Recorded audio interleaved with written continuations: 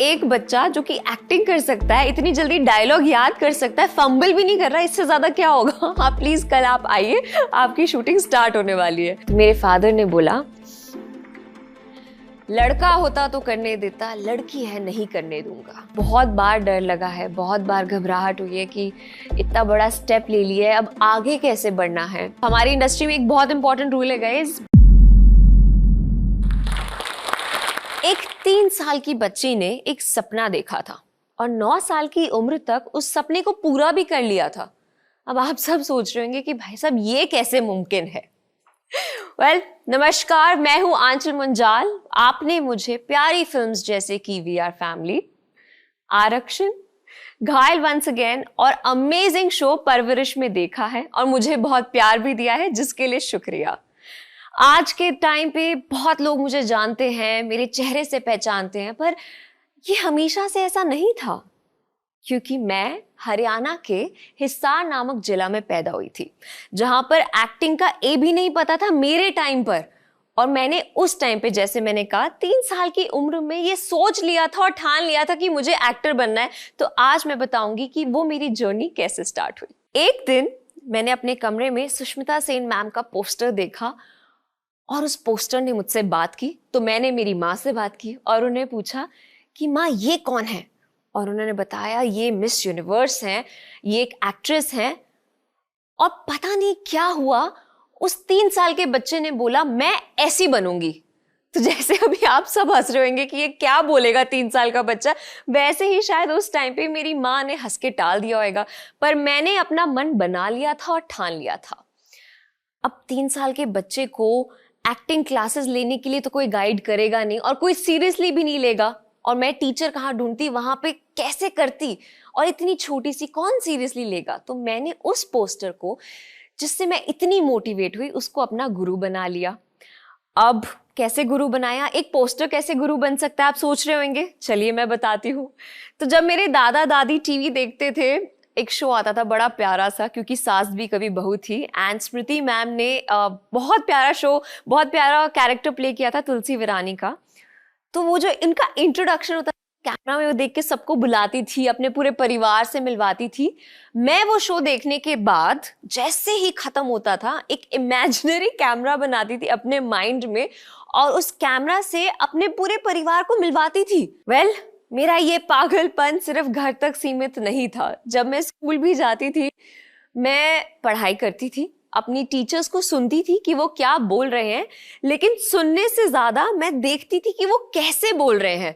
जैसे मेरी टीचर ने चौक कैसे पकड़ा है, बाल कैसे पीछे किए, बुक्स को कैसे उठाकर अपने बैग में रखा, मैं सिर्फ ऑब्जर्व करती थी और अपने घर जाके अपनी मम्मी के सामने हूबहू एक्टिंग करती थी।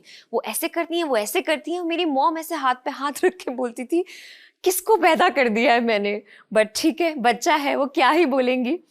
एक दिन जब वो मेरी पीटीएम पे स्कूल पे आई, वो मेरी सारी टीचर से मिली, पर उनको ऐसा बिल्कुल नहीं लगा कि वो पहली बार मिल रही हैं। उनको लगा कि मैं अपनी बेटी के थ्रू पहले ही उनको मिल चुकी हूँ, क्योंकि मैंने बिल्कुल सेम एक्टिंग की थी सबकी। और वो ऐसे सबको देख रही हैं और वो मन ही मन हंस रही है कि बेटा how can you do this. But फिर भी उन्हें लगा कि ठीक है, बच्चा है। आप 6 साल 7 साल के बच्चे बोलते हैं मैं पायलट बनूंगा, डॉक्टर बनूंगा, जब तक वो टीनेजर्स में आते हैं और बड़े होते हैं उनके सपने बदल जाते हैं। तो मम्मा को लगा कि ठीक है, शायद अभी का सपना है। ये उस टाइम की बात है जब मैं सिर्फ 4-5 साल की थी। जब मैं 6-8 साल की हुई, मैं हमेशा 99.9% लाती थी स्टडीज में। बोस्ट नहीं करना चाहती हूँ, लेकिन हो जाता था। लेकिन धीरे धीरे मेरी इंक्लाइनेशन को करिकुलर एक्टिविटीज की तरफ बढ़ती गई एंड मैंने drama competition, poetry recitation competition में पार्ट लेना स्टार्ट कर दिया।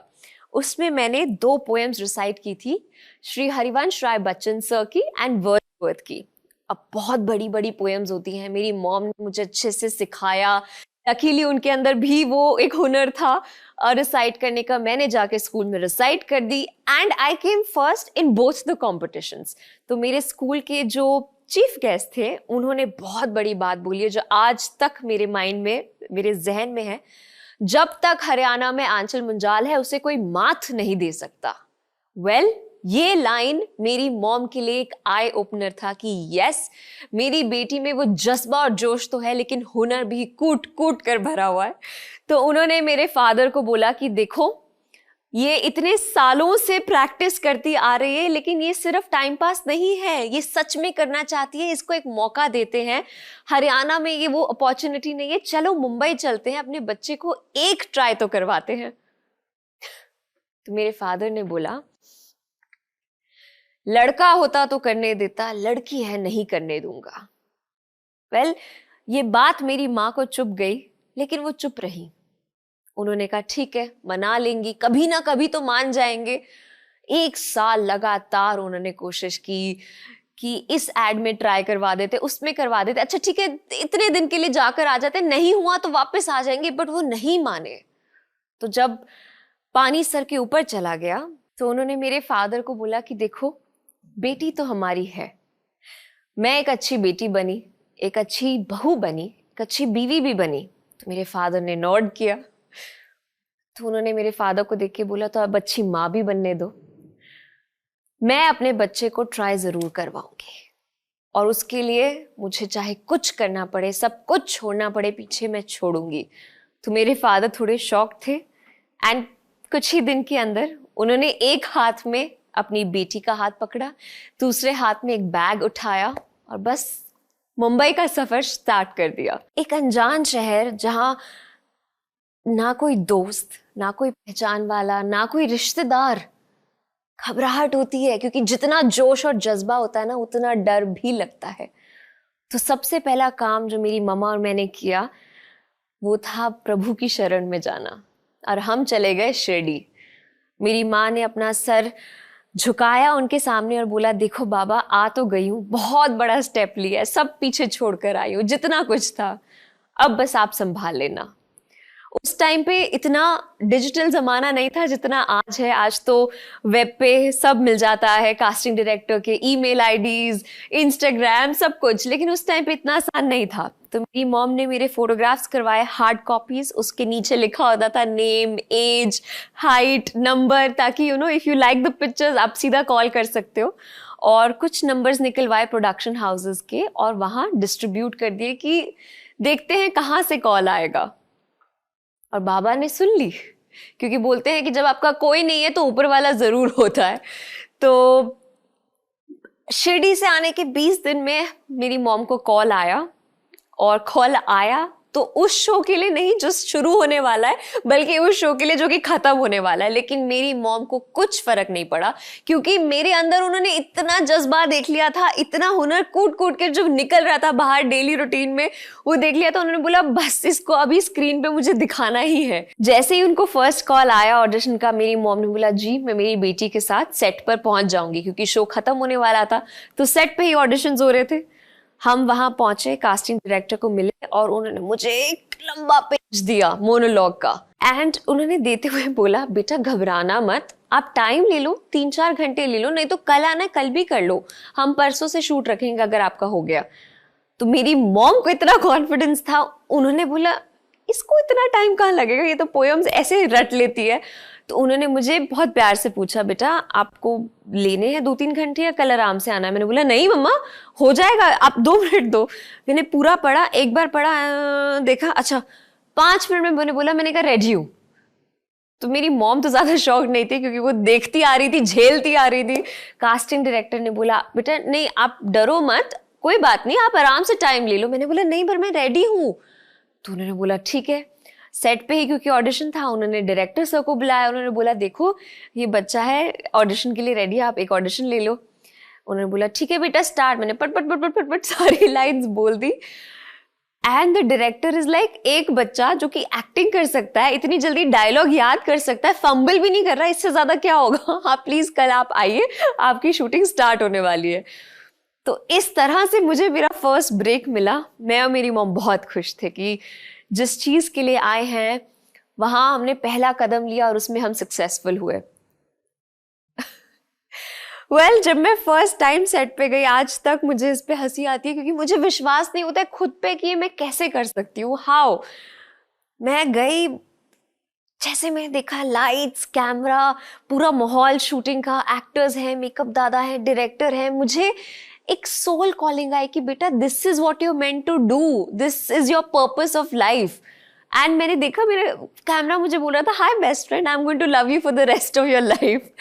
एंड जैसे ही मेरा आया shot, the first thing I asked, मुझे कोई एक्सपीरियंस नहीं था, बस बचपन से जो सीरियल्स देखे थे, कोई एक्सपीरियंस नहीं, और मैं जाकर ऐसे खड़े होकर बोल रही हूँ डायरेक्टर सर को, सर कौन से एंगल में खड़ा होना है?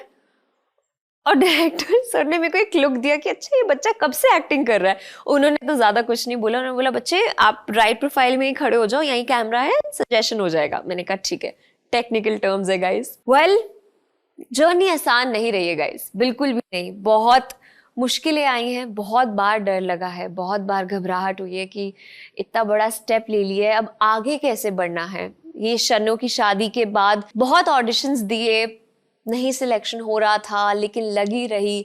मैं और मेरी मॉम डेली हम लोग निकल जाते थे एंड ऑडिशंस देते थे स्कूल के बाद।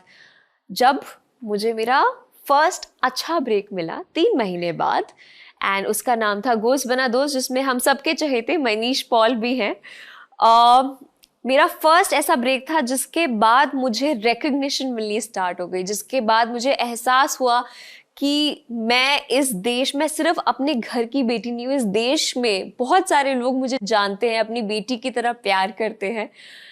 एंड उसके बाद जो जर्नी स्टार्ट हुई, it was like a never looking back journey by God's grace. वो कहते हैं ना कि जब आपके पास टैलेंट है और जज्बा है, हुनर है, तो आप काम करोगे, आपको काम मिलता जाएगा। और हमारी इंडस्ट्री में तो स्पेशली ये होता ही है, क्योंकि जैसे ही कॉल आता था, कास्टिंग डायरेक्टर्स का एक ग्रुप होता है कि हमें एक बच्चा चाहिए, गुड लुकिंग बच्चा चाहिए जो एक्टिंग कर ले। एंड हमारी इंडस्ट्री में एक बहुत इंपॉर्टेंट रूल है गाइस, बिहेवियरिज्म बहुत मैटर करता है। अगर आप अच्छा बिहेव करते हैं, टाइम से पहुंच जाते हैं सेट पे, टैंट्रम्स नहीं दिखाते हैं, तो लोग और आपके साथ काम करना चाहते हैं। तो आई थिंक उस ग्रुप में मेरा नाम सर्कुलेट होता गया, डायरेक्टर्स के पास मेरा नाम चलता गया कि एक बच्चा है, बहुत अच्छी एक्टिंग करती है। एंड ऐसे करते करते करते मुझे काम मिलने लग गया, ऑडिशंस के कॉल आते गए, कई बार तो ऑडिशन भी नहीं देना पड़ता था, ऐसा रिकमेंडेशन जाता था थ्रू अ डायरेक्टर कि ये बच्ची चाहिए, अच्छा इतने दिन, अच्छा सिर्फ आंचल को लो, ये बहुत अच्छी है, सीधा मेरे को सेट पे बुला लिया जाता था। उसके बाद आई रियलाइज कि ये एक बहुत बड़ी रिस्पॉन्सिबिलिटी होती है बीइंग एन एक्टर। और वो मैंने कैसे रियलाइज किया, जो एक छोटी सी बच्ची सबको देखती थी, स्टार्स को, कि इनकी लाइफ कैसी होती होगी, ये कैसे ग्लैमरस लाइफ जीते होंगे। एक टाइम पे जब मैंने वी आर फैमिली की, my first film, very close to my heart by Dharma, उसके बाद मैंने आरक्षण की, उसके घायल वंस अगेन की, जैसे आपको बताया। मुझे बहुत ही अर्ली चाइल्डहुड में इतनी स्टारडम मिल गई कि एक पॉइंट पे जब मैं अपनी सोसाइटी के बाहर गई हूँ तो 100 लोग इकट्ठे हो जाते थे सेल्फीज लेने के लिए। मैं दार्जिलिंग गई थी अपनी मम्मी और मासी के साथ घूमने के लिए, मैं घूम नहीं पाई क्योंकि अगर मैं एयरपोर्ट पे थी तो वहां पे लोग मिल जाते थे। आई रिमेम्बर एक बहुत फेमस सनराइज पॉइंट था, वहां पे उस दिन सनराइज नहीं हुआ, मतलब सन तो राइज हुआ पर हम नहीं देख पाए, बहुत क्लाउडेड था। तो एक डायलॉग एक अंकल ने बोला, अच्छा ठीक है सनराइज नहीं दिखा तो क्या हो गया, एक स्टार दिख गई, और सबने मेरे साथ सेल्फीज खिंचवाई और बहुत अच्छा लगा। बट रिस्पॉन्सिबिलिटी कैसे फील हुई जब मुझे मेरा फर्स्ट अवार्ड मिला for being the best child actor. मैंने शाम से कुछ नहीं खाया था, अब क्यों नहीं खाया था याद नहीं, शायद घबराहट थी, एक्साइटमेंट थी। बट जैसे ही अवार्ड मिला, मम्मा और मैं बहुत अच्छे रेस्टोरेंट में गए सेलिब्रेट करने के लिए, और मैंने क्योंकि कुछ खाया नहीं था, भूख लग रही थी, थोड़ी क्रैंकी थी, तो खाने लगी। एंड इतनी पॉपुलर हो चुकी थी कि लोगों से कंट्रोल नहीं हुआ और किसी ने आकर बोल दिया, hi Ravi we want a selfie. और मेरा ऐसा था कि मैं एक दूसरा निवाला लूं, सेल्फी लूं, भूख लगी है, इरिटेशन भी है, बट आप डिसअपॉइंट नहीं कर सकते हो फैंस को, क्योंकि फैंस ही है जो हमें बनाते हैं। तो वो जो एक रिस्पॉन्सिबिलिटी होती है कि आपको हमेशा जो आपको प्यार मिलता है उतना ही प्यार आपको वापस देना है, उसके लिए अगर आपको अपनी मील छोड़कर सेल्फी लेनी पड़े तो आपको लेना चाहिए। ऐसी रिस्पॉन्सिबिलिटीज मुझे समझ आने लग गई। एंड इसी कारण से आज जितनी सक्सेस मिली है उसके लिए मैं थैंकफुल हूँ, although a long way to go. लेकिन जितना ही मैं सर ऊपर उठाकर चलती हूँ उतने ही मेरे पैर जमीन पर हैं, क्योंकि मैं जितने किरदार निभाती हूँ, मैं जितनी एक्टिंग ऑन स्क्रीन करती हूँ, वो सब आंचल नहीं है, वो अलग अलग अलग अलग लोग हैं। लेकिन आंचल अपनी निजी जिंदगी में एक बहुत ही सिंपल सी लड़की है जिसको घर पे अपनी फैमिली के साथ वक्त बिताना अच्छा लगता है, एक बहुत सिंपल लाइफ जीती है। And yeah, that was my story.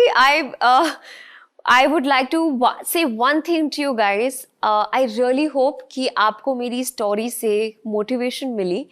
And उसके अलावा I want to add कि एक प्यारा सा मैसेज है जो कि मैं चाहती हूँ मिस आउट नहीं हो जाए। जज्बा और जोश होना बहुत अच्छी बात है और टैलेंटेड होना तो बहुत ही अच्छी बात है, लेकिन आप अगर नोटिस करेंगे वो जो 3 साल की बच्ची और 9 साल की बच्ची में जो 6 साल का डिफरेंस था जब मुझे वो सक्सेस मिली, वो 6 साल मैंने डेली अपना सपना जिया है। डेली मैंने खुद को बोला है मैं एक्टर हूँ, मैं अपनी जो मैंने मॉम को बोला था मैं टीवी में एक्टिंग करूंगी, मैं एक्टर बनूंगी, वो जो डेली मैं बोलती गई, जीती गई, वो 6 साल जीने के बाद मुझे असलियत में करने का मौका मिला। तो गाइज, कोई भी सपना नामुमकिन नहीं है, बस आपको उसे जीने की और उसे पाने की चाहत रखनी चाहिए। आपको चाहे आज नहीं, कल नहीं, लेकिन जरूर आप कामयाब होगे अगर आप उसे जीने लग जाओगे एंड उस स्किल पे, जो भी आपकी स्किल है, उस पे काम करने लग जाओगे। It is said that when you educate a woman, you educate an entire generation. नारी सशक्तिकरण पर ये पंक्तियां हमारे दिल को जोश और हिम्मत से भर देती है। ऐसी ही हिम्मत भरी कहानी अभी हमने सुनी जोश टॉक्स पर और हमें उससे काफ़ी प्रेरणा भी मिली। ऐसी ही कहानी है लक्ष्मी जी की, जिन्होंने CS करके बड़े शहर में वो आए जॉब का सपना लेके, पर उन्हें यहाँ जॉब नहीं मिल पाई। पर उन्होंने हिम्मत नहीं हारी, जोश के साथ उन्होंने कम्युनिकेशन स्किल्स पर काम किया और आज एक बड़ी कंपनी में वो काम कर रही हैं। लक्ष्मी जी की ही तरह कई स्टूडेंट्स जैसे कि वैशाली जी, नीला, प्रणाली, आरती और उषा जी ने मिलके जोश स्किल्स के साथ विभिन्न स्किल्स जैसे कि spoken English, communication skills, personality development, finance, business building सीखकर आज अपनी अलग पहचान बनाई है। आज ही अपने जैसे लाखों स्टूडेंट के साथ भारत के number 1 spoken English learning app जोश स्किल्स ऐप के साथ अपनी इंग्लिश लर्निंग जर्नी शुरू करें।